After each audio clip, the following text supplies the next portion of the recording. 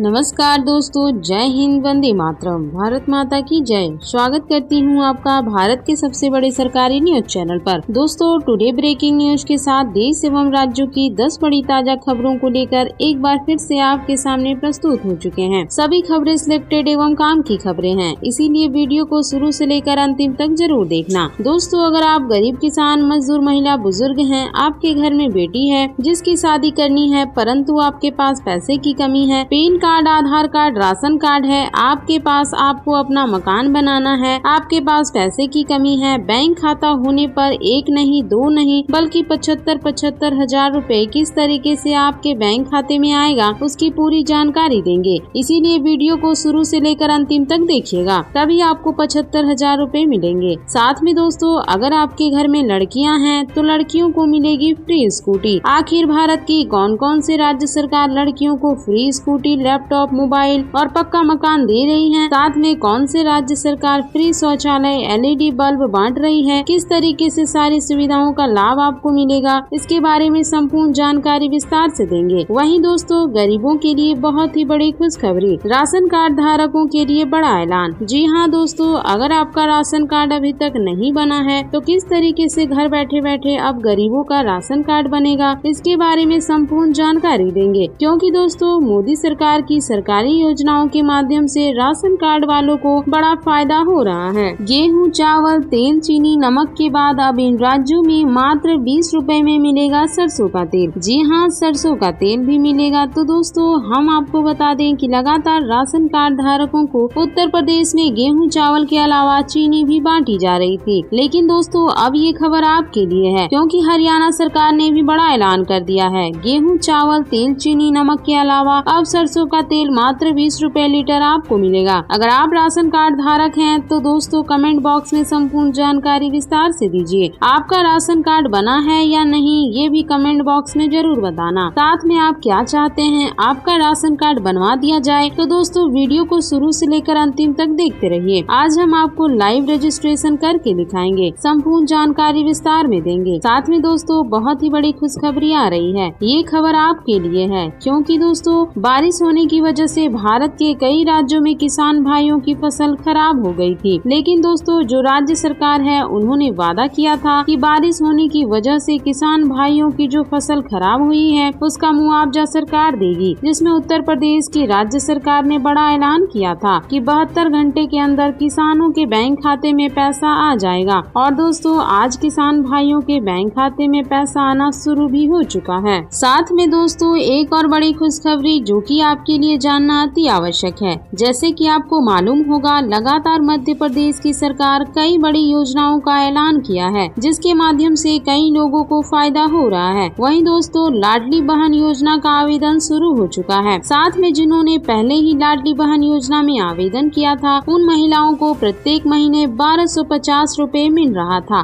लेकिन अब इस राशि को बढ़ाकर शिवराज सिंह चौहान 3000 रुपए करने जा रही है। जी हाँ, अब प्रत्येक महीने 3000 रुपए मिलेंगे। साथ में जो लाडली बहन योजना में आवेदन करेंगे उनको LPG गैस सिलेंडर 14 किलो वाला मात्र 450 रुपए में मिलेगा।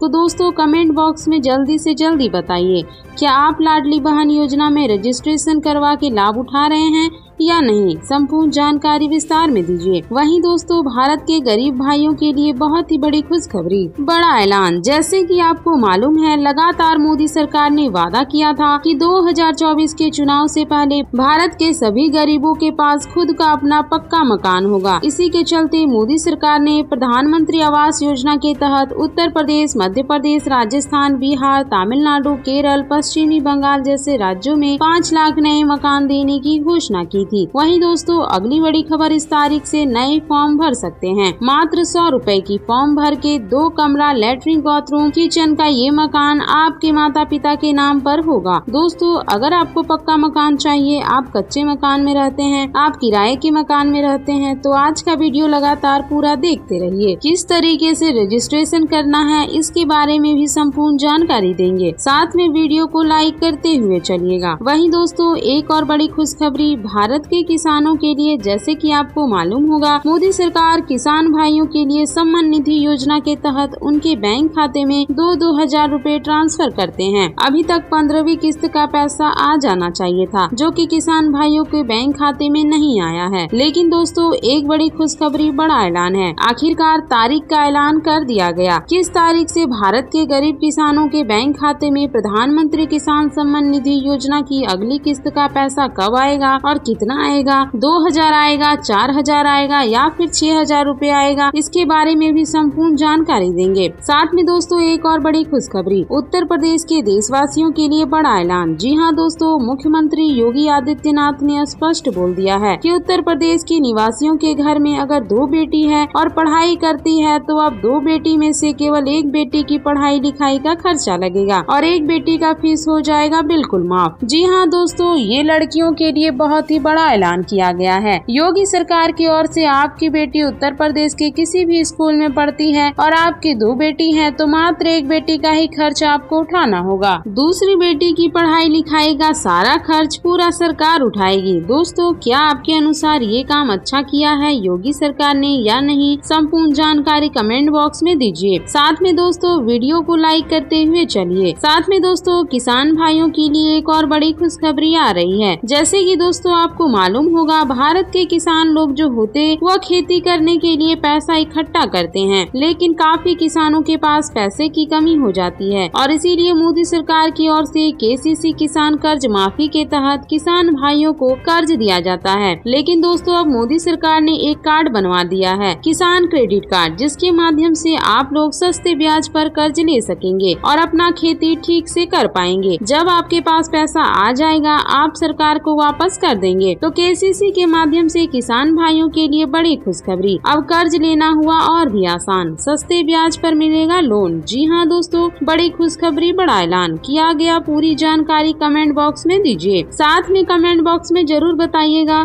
आप क्या करते हैं, बेरोजगार हैं, प्राइवेट नौकरी करते हैं, सरकारी नौकरी करते हैं या फिर कोई काम धंधा नहीं करते हैं। साथ में दोस्तों विकलांग भाइयों और विधवा माता बहनों को जल्द मिलेगी रुकी हुई पेंशन, सरकार की ओर से जल्द ट्रांसफर की जाएगी पेंशन। वहीं दोस्तों राजस्थान सरकार की ओर से बहुत बड़ी खुशखबरी आ रही है। अगर आप लोग राजस्थान के निवासी हैं तो ये खबर आपके लिए, क्योंकि राहुल गांधी ने स्पष्ट बोल दिया कि राजस्थान में अशोक गहलोत बेरोजगार लोगों के लिए बेरोजगारी भत्ता ऐलान कर सकते हैं, क्योंकि राजस्थान की सरकार ने सत्ता में आने से पहले वादा किया था कि गरीबों को और बेरोजगार युवाओं को जो 8वीं 10वीं 12वीं पास हैं उनको बेरोजगारी भत्ता दिया जाएगा। इसीलिए अशोक गहलोत सरकार की ओर से बहुत ही जल्द बेरोजगारी भत्ता का ऐलान किया जाएगा, जिसमें प्रत्येक महीने 3500 रूपए करके मिलेगा। तो दोस्तों क्या आप चाहते हैं आपको भी बेरोजगारी भत्ता मिले तो आप इस चैनल को सब्सक्राइब कर ले, क्योंकि दोस्तों जैसे ही अशोक गहलोत सरकार की ओर से बेरोजगारी भत्ता ऐलान किया जाएगा हम तुरंत आपको इस चैनल के माध्यम से जानकारी देंगे और साथ में आपको बेरोजगारी भत्ता का लाभ उठाने के लिए संपूर्ण जानकारी देंगे। किस तरीके से आपको रजिस्ट्रेशन करना है और रजिस्ट्रेशन करने के लिए कितने रुपए लगेंगे, इनके बारे में एक एक करके विस्तार से जानकारी देंगे। साथ ही आप सभी को बताएंगे सरकार का बड़ा फैसला। मोदी सरकार आज रात 12 बजे से पूरे देश में 2 बड़ी चीजों पर लगाएगी पाबंदी। आम आदमी के जीवन पर सीधा पड़ेगा असर। आप सभी को बता दें मोदी सरकार आपका रोजमर्रा की जिंदगी में प्रयोग होने वाली 2 बड़ी चीजों को आज रात 12 बजे से बंद करने वाली है। आखिरकार पूरे देश में कौन कौन सी चीजें आज रात 12 बजे से बंद हो जाएंगे, इसके बारे में संपूर्ण जानकारी विस्तार से देंगे। साथ ही आप सभी को बता दें सरकार का बड़ा फैसला, घर में है छोटी बेटी तो मिलेंगे इतने 1000 रूपए। बस इस योजना में करना होगा आवेदन। अगर आपके घर में कोई छोटी बेटी है तो यह खबर आपकी काम की है। पूरी जानकारी आपको विस्तार से देने वाले हैं। खासकर मजदूरों को लेकर कई सारी योजनाएं हैं जिसके बारे में आपको विस्तार से बताएंगे। साथ ही ट्रेन यात्रा, बस यात्रा को लेकर लागू होने वाले हैं नए नियम। ताजा सब्जियों के दाम, पेट्रोल डीजल के दाम, रसोई गैस सिलेंडर के दाम, सोने चांदी के भाव के बारे में आपको विस्तार से जानकारी देंगे। साथ ही आपके क्षेत्र के, आपके राज्य के मौसम की जानकारी भी आपको दी जाएगी। तो चलिए सभी खबरों के बारे में विस्तार से जान लेते हैं। उससे पहले आप इस वीडियो को लाइक कर दें। साथ ही अगर आप इस चैनल पर नए हैं तो चैनल को सब्सक्राइब करके बेल आइकन को दबा दें। आज की पहली बड़ी बड़ी खबर, पीएम किसान सम्मान योजना के तहत आपको मिलेगा 8,000 रुपए। जल्द हो सकता है ऐलान। आप सभी को बता दें, प्रधानमंत्री किसान सम्मान निधि योजना का लाभ उठा रहे किसानों के लिए बड़ी खबर है। केंद्र सरकार जल्द ही पीएम किसान योजना के तहत सालाना 6,000 रुपए का किस्त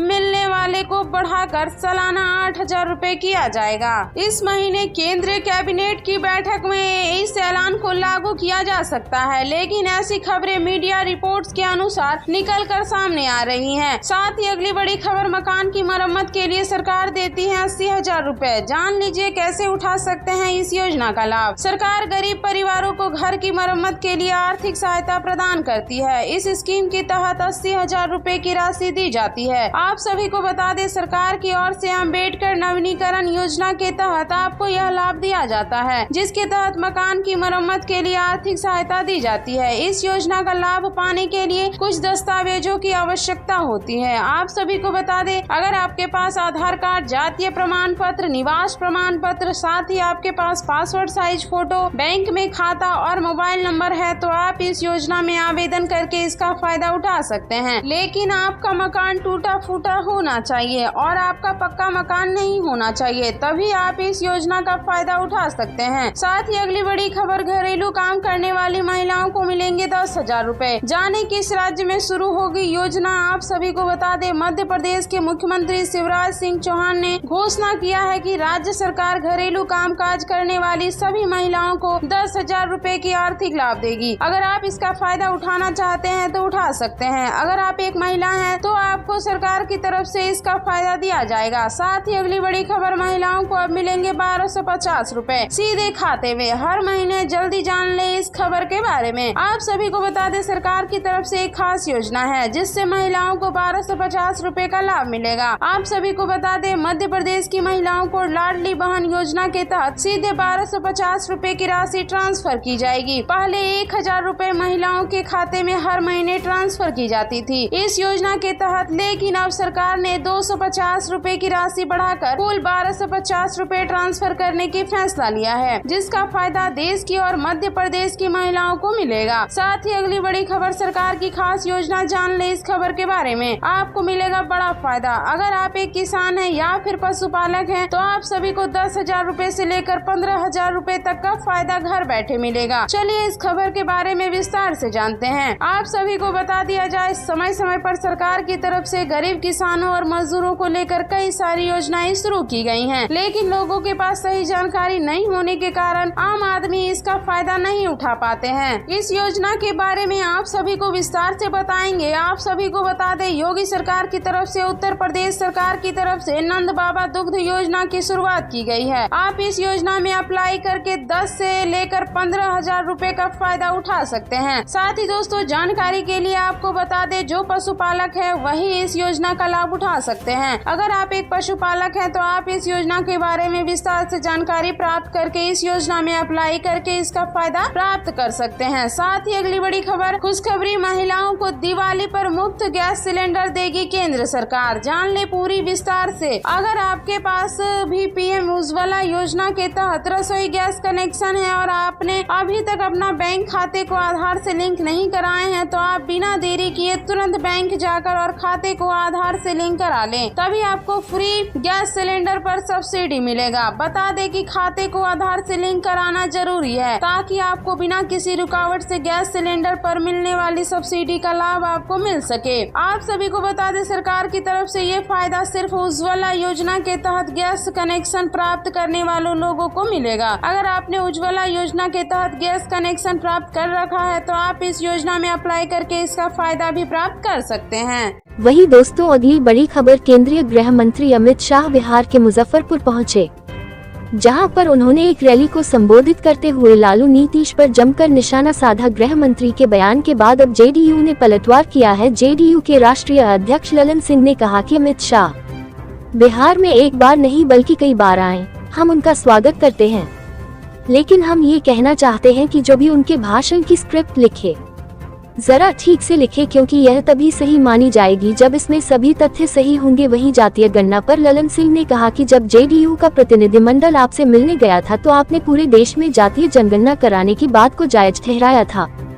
लेकिन अब आप अपने बयान से मुकर रहे हैं। ललन सिंह ने कहा कि तुम्हारा चरित्र ही दोहरा है, क्योंकि जाति जनगणना के खिलाफ आप कोर्ट पहुंच गए। ललन सिंह ने अमित शाह पर निशाना साधते हुए कहा कि उनको महिला सशक्तिकरण का सही मतलब नहीं पता, इसके लिए उन्हें नीतीश कुमार से सलाह लेनी चाहिए। उन्होंने कहा कि अमित शाह का कहना है कि वह महिला आरक्षण बिल लेकर आए, आप कौन सा बिल लेकर आए, खुदा पहाड़ निकली चुहिया। ललन सिंह ने कहा कि बिहार की जनता समझदार है, सब जानते हैं कि आपका चरित्र क्या है और आप कितने बड़े वाले जुमलेबाज हैं। उन्होंने आगे कहा कि साल 2010 में नीतीश कुमार अकेले सरकार बना सकते थे, लेकिन नीतीश जी ने आपको अपने कंधों पर उठा लिया, बावजूद इसके आपने हमें कमजोर करने का काम किया है। ललन सिंह ने आगे कहा कि बिहार की जनता 2014 में आपके जाल में फंस गई थी, लेकिन अब फंसने वाली नहीं है। जनता ने 2024 के लोकसभा चुनाव में भाजपा को जवाब देने का मन बना लिया है। वहीं दोस्तों, अगली बड़ी खबर बेंगलुरु से है, जहां कर्नाटक सरकार में कार्यरत एक महिला अधिकारी की शनिवार रात बेंगलुरु स्थित सुब्रमण्यपुरा में उनके आवास पर चाकू मारकर हत्या कर दी गई। मृत अधिकारी प्रतिमा कर्नाटक के खान और भूविज्ञान विभाग में उपनिदेशक के रूप में कार्यरत थी। वारदात के वक्त महिला अधिकारी बेंगलुरु स्थित अपने घर में अकेले थी, उनके पति अपने पैतृक गांव में रहते हैं। घटना की सूचना पर पुलिस मौके पर पहुंची। पुलिस ने हत्या की जानकारी महिला के परिजन को दी, शव को पोस्टमार्टम के लिए भेजा। पुलिस ने बताया कि हत्या का कारण अभी तक पता नहीं चला है, मामले की जांच की जा रही है। जानकारी के मुताबिक 45 वर्षीय अधिकारी प्रतिमा को उनके ड्राइवर ने ऑफिस से उनके घर छोड़ दिया था। कथित तौर पर रात 8:30 के आसपास उनकी हत्या कर दी गई। वारदात के वक्त वह घर पर अकेली थी। उनके पति और बेटा शिवमोगा जिले के तीर्थहल्ली में थे। एक रात पहले महिला के भाई ने उसे फोन किया था, लेकिन फोन का कोई जवाब नहीं देने पर उन्होंने तुरंत पुलिस से संपर्क किया। रविवार सुबह प्रतिमा का भाई उसके घर पहुंचा तो उसे हत्या के बारे में पता चला। घटना की सूचना मिलते ही पुलिस मौके पर पहुंची। बेंगलुरु सिटी पुलिस के अधिकारी राहुल कुमार शाहपुरवार ने न्यूज एजेंसी के हवाले से इस घटना की जानकारी दी। वही दोस्तों, अगली बड़ी खबर, प्रधानमंत्री नरेंद्र मोदी ने मध्य प्रदेश के सिवनी में एक चुनावी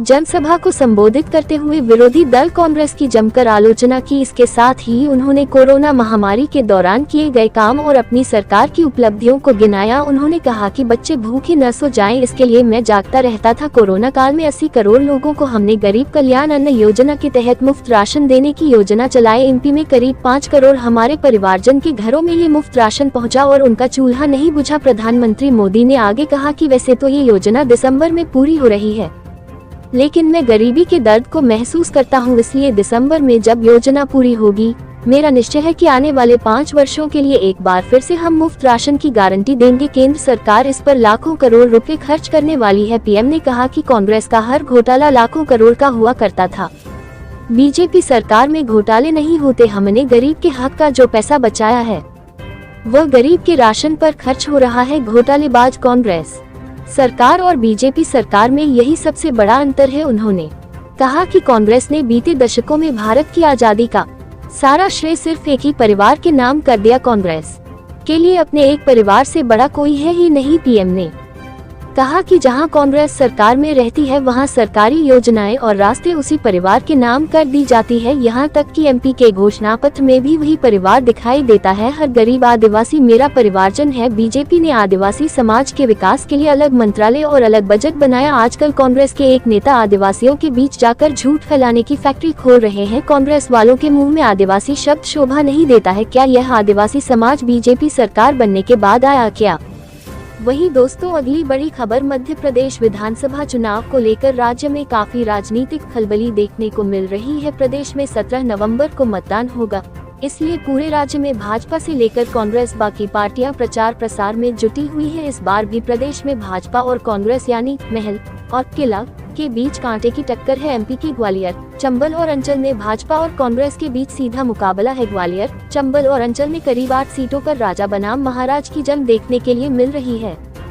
इन 8 सीटों पर एक तरफ भारतीय जनता पार्टी के ज्योतिरादित्य सिंधिया समर्थक उम्मीदवार हैं, तो वहीं दूसरी तरफ उनके कांटे की टक्कर देते हुए कांग्रेस से दिग्विजय सिंह के समर्थक उम्मीदवार है। बता दें कि ज्योतिरादित्य सिंधिया को सिंधिया राजवंश का महाराज कहा जाता है, तो वहीं दिग्विजय सिंह को राघोगढ़ का राजा कहा जाता है। यही वजह है कि इन सीटों पर ज्योतिरादित्य सिंधिया और दिग्विजय सिंह की प्रतिष्ठा दांव पर लगी हुई है। दूसरी ओर सियासी गलियारों में भी इसी बात को लेकर चर्चा है कि इस बार मुकाबला महल और किला के बीच है। इस बार के विधानसभा चुनाव में 34 में से 8 सीटों पर दिग्विजय सिंह और ज्योतिरादित्य सिंधिया के समर्थक आमने सामने हैं। राज्य की राघोगढ़, चंदेरी, ग्वालियर, भितरवार, डबरा, लाहौर, शिवपुरी, अंबाह सीटों पर सिंधिया और दिग्विजय के समर्थकों में मुकाबला हो रहा है। केंद्रीय गृह मंत्री अमित शाह ने मुजफ्फरपुर रैली में विपक्षी इंडिया गठबंधन पर जमकर निशाना साधा है। उन्होंने लालू परिवार और बिहार सरकार पर हमला करते हुए राज्य में जंगलराज होने की बात कही। गृह मंत्री के इस बयान पर डिप्टी सीएम तेजस्वी यादव ने पलटवार किया है। तेजस्वी ने कहा, अमित शाह ने अपने बयान में कहीं पर भी प्रदेश में नौकरी बांटे जाने का जिक्र नहीं किया।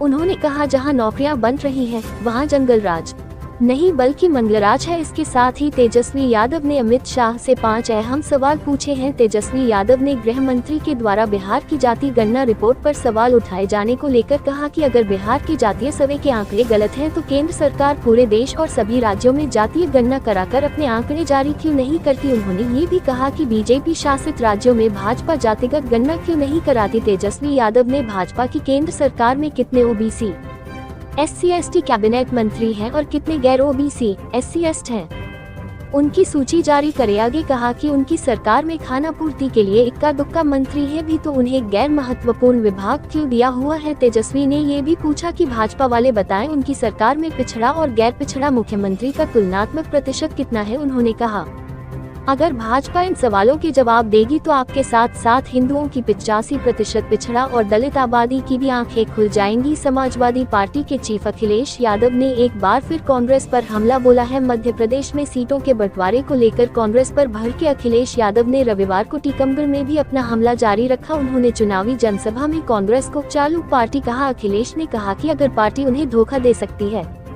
तो वह किसी को भी धोखा दे सकती है। अखिलेश ने जनता से पूछा कि आप सावधान रहेंगे या नहीं। दरअसल कांग्रेस ने पिछले महीने मध्य प्रदेश में अखिलेश यादव की पार्टी को ये कहते हुए सीटें देने से इनकार कर दिया था कि इंडिया ब्लॉक क्षेत्रीय चुनावों के लिए नहीं बल्कि राष्ट्रीय राजनीति के लिए है। समाजवादी पार्टी के राजनेता ने पार्टी के इस बयान को विश्वासघात बताया था।